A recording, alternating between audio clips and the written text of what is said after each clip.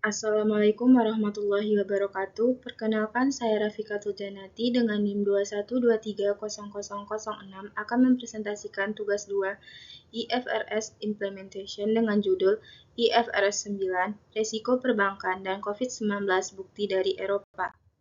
Pembahasan teori. Standar ini menggantikan model Insured Credit Loss (ICL) yang digunakan dalam International Accounting Standard IAS 39 dengan model Expected Credit Loss (ECL) untuk pengakuan loan loss provision (LLP). ICL hanya mengakui kerugian ketika ada bukti jelas bahwa kerugian tersebut sudah ada, sedangkan ECL menggunakan pendekatan yang melihat kerugian masa depan yang diharapkan. Dalam IFRS 9, LLP diklasifikasikan ke dalam 3 tahap tergantung pada peningkatan risiko kredit.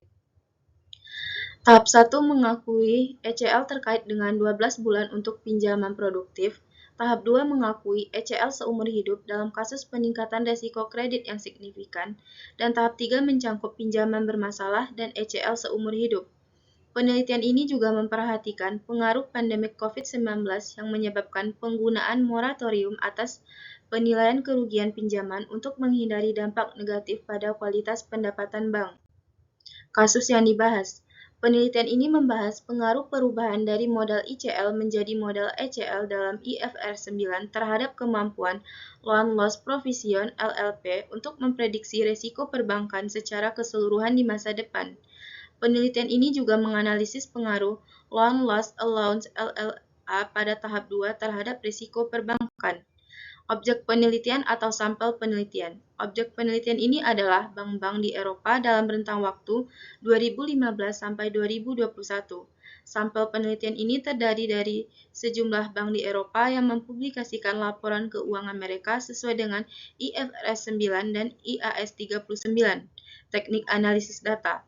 Dalam penelitian ini, penulis menggunakan metode analisis data empiris. Data yang dikumpulkan dari laporan keuangan bank diolah dan dianalisis menggunakan metode statistik yang tepat. Metode analisis yang digunakan tidak dijelaskan secara rinci dalam kutipan yang diberikan.